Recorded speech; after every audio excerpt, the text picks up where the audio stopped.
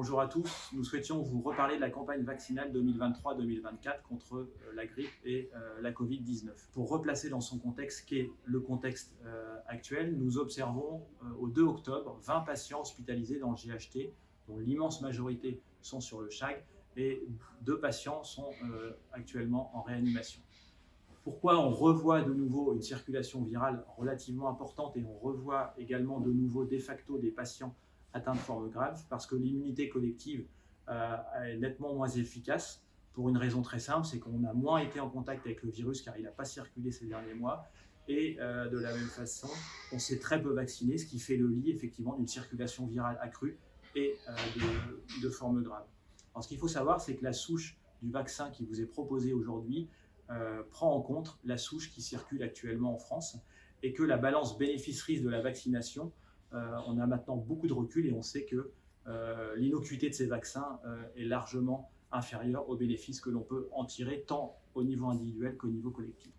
Alors pour la grippe, c'est un petit peu différent puisqu'on regarde ce qui s'est passé au cours de l'hiver austral dans les pays de l'hémisphère sud et on a constaté cet été, donc l'hiver pour eux, une épidémie assez précoce avec une prédominance de grippe de type A, mais également une émergence de grippe de type B. Elle n'était pas forcément plus grave que les autres années, ni d'une ampleur supérieure, et souvent il y a une reproductibilité de l'épidémie de l'hémisphère sud par rapport à ce qu'on observe dans l'hémisphère nord. Le vaccin tel qu'il vous est proposé comprend 4 souches qui sont principalement les souches en cause de maladies grippales en Australie, en Nouvelle-Zélande, en tout cas dans ces pays-là. Pourquoi on vous en reparle? Parce qu'il y a une circulation moindre des virus ces derniers temps, ce qui fait que l'immunité de la population est moins efficace.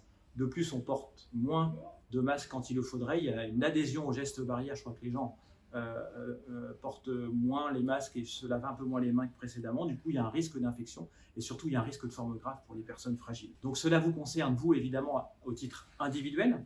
Cela vous concerne également, vous, j'irais pour protéger éventuellement votre entourage si vous êtes en contact régulier avec des personnes fragiles, des personnes âgées, qui ont des défenses immunitaires altérées, des femmes enceintes, que sais-je.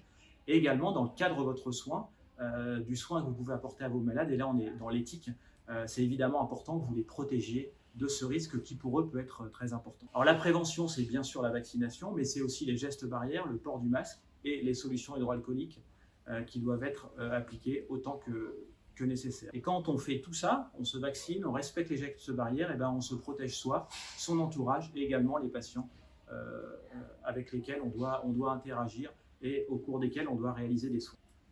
Donc en pratique, pour la grippe, le schéma vaccinal est très simple, c'est une dose, comme les autres années. Et pour la Covid, il a été simplifié. Il suffit de faire une dose, sauf si on a été en contact avec le virus ou qu'on a reçu une stimulation par la vaccination, 3 à 6 mois selon qu'on soit immunodéprimé ou pas.